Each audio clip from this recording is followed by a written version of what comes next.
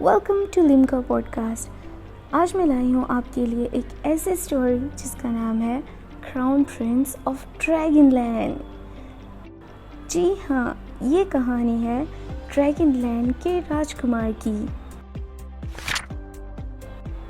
राजकुमार नोमियो आज 7 साल का हो गया था और उड़ती तितलियों, परिंदों, पूल में तैरती मछलियों, सब जानवरों की बातें रोज़ सुनता था और समझता भी था, पर किसी से बात नहीं करता था। अक्सर चुप चुप ही रहता था और अपने साथ हुए अजीब हालात से भी वाकिफ़ हो रहा था। जैसे अगर वो सोचता महल के इस कमरे में जाना है तो उधर ही पहुंच जाता। क्राउन प्रिंस नोमियो समझ चुका था कि वो जादू कर सकता है, पर 7 साल का बच्चा आखिर कितना समझ सकता था। वो अपनी माँ को भी बताने की कोशिश करता, पर उसकी माँ उसका मजाक समझ के नज़रअंदाज करती। चूँकि राजकुमार नोमियो अपनी पूरी जादुई ताकतों का इस्तेमाल नहीं जानता था, कभी जो चाहता और सोचता कर लेता। जैसे महल के फला कमरे में जाना है तो वहीं पहुंच जाता, और कभी जब अपनी माँ को सबूत के तौर पे दिखाने के लिए करता तो लाख कोशिशों के बाद भी ना कर पाता। अपने जादू पे काबू ना होने की वजह से राजकुमार नोमियो गुस्से में महल से निकलता है, चलते चलते दूर जंगलों तक जा पहुंचता है और फिर घबरा जाता है जब खुद को भटका हुआ पाता है। उफ खुदाया, निकल जा निकल जा। किसी लड़की की आवाज़ करीब से ही आ रही थी।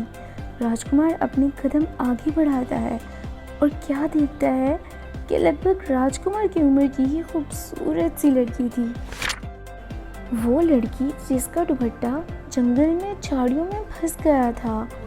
वो जल्दी में नजर आ रही थी और गुस्से में झाड़ियों को सुना रही थी कि एक बार, सिर्फ एक बार मेरा दुपट्टा निकल जाए तो मैंने तुम झाड़ियों की ऐसी की तैसी कर देनी।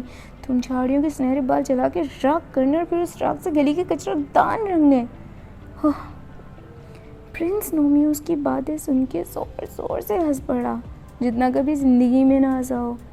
उस लड़की ने गुस्से से नजरें ऊपर की तो एक लाल रंग में छोटी सी पोशाक ओढ़े सफ़ेद लिबास में उसे प्रिंस नज़र आया तो कहने लगी, ओ सफ़ेद चमगादड़, मुँह बंद कर लो, वरना इन झाड़ियों की राख का काला पेंट तुम्हारे सफ़ेद चमगादड़ जैसे मुंह पे मलना। राजकुमार नोमियो से आज तक इस लहजे में बात करने की किसी की हिम्मत नहीं थी और राजकुमार नोमियो में तहजीब और शराफत कूट कूट के भरी थी। पहले तो शदीद गुस्सा आया, फिर दिल में कहता, कितनी बदतमीज़ है, होने वाले बादशाह से कैसे बात कर रही है, नकचड़ी कहीं की। फिर राजकुमार नोमियो ने खैर कहा और गहरी सांस ली। फिर कहा, मिस, मैं आपकी मदद करता। राजकुमार नोमियो की अभी बात पूरी भी नहीं हुई थी कि वो लड़की जिसका नाम सुजन था बात काट के बोल पड़ी, बस बस, मदद करनी है तो करो, फजूल में मुझे इम्प्रेस करने की कोशिश भी ना करना। मुझे पता है मैं कितनी खूबसूरत हूँ। ओके। राजकुमार नोमियो इस कदर हैरान था, वो अपनी तारीफ पे तारीफ की जा रही थी जैसे अब उसे देर नहीं हो रही, और राजकुमार मुंह खोले हैरानी से बस सुने जा रहे थे।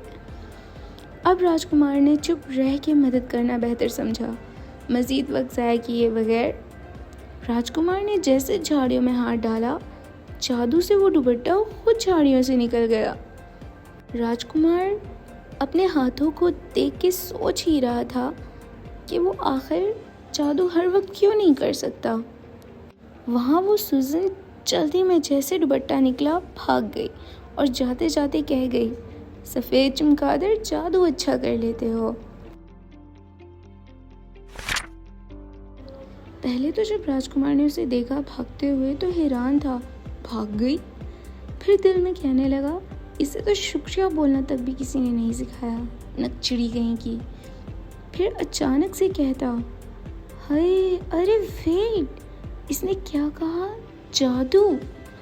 ये सोच के राजकुमार नोमियो बहुत खुश हुआ कि आखिरकार कोई तो है जिसे उसके जादू पे बगैर बताए यकीन है। फिर बस राजकुमार लम्हे के लिए गुम सा हो गया। हाय, वो जिसे भी जैसी भी थी, नकचड़ी वाकई थी बड़ी प्यारी। काश उसका नाम पूछ लेता। हाय नक्शड़ी, तुम कहाँ थी आज तक? मेरे जादू पे किसी को यकीन था ही नहीं। फिर किसी को यकीन से याद आया कि उसे तो महल जाना था और वो तो भटक चुका था। उसे तो खुद मदद की ज़रूरत थी और वो चला था उस नक्शड़ी की मदद करने। फिर अचानक महल का सोचते ही वो जादू से फ़ौरन अपने कमरे में पहुंच जाता है। राजकुमार नोमियो के लिए आज का दिन किसी ख्वाब से कम न था कि उसे यकीन करने वाला मिल गया था, कि जिसे उसके जादू करने पे यकीन था। बस अफसोस राजकुमार को इस बात का था कि काश उसका नाम पता पूछ लेता। बस उसी नक्शड़ी करते करते राजकुमार की आंख लग जाती है और वहीं बिस्तर में सो जाता है। पर क्या हो सकता था, वो नक्शड़ी राजकुमार नोमियो के जहन में ऐसी उतर चुकी थी कि ख्वाब में भी लड़ रही थी। तो यहाँ होता है क्राउन प्रिंस ऑफ ड्रैगनलैंड सीरीज़ का चैप्टर 1 कंप्लीट। तो मिलते हैं इसके नेक्स्ट चैप्टर में, तब तक के लिए अल्लाह हाफिज़।